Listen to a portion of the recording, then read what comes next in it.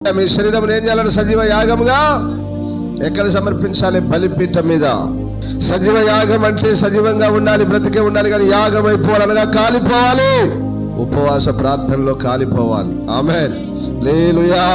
ఉపవాసం ఉండుట ద్వారా మీ దేహము కాలిపోవాలి, బక్క చిక్కిపోవాలి. అది కాలిపోవడం అంటే. ఉపవాసం ఉండి ఏం చేయాలి?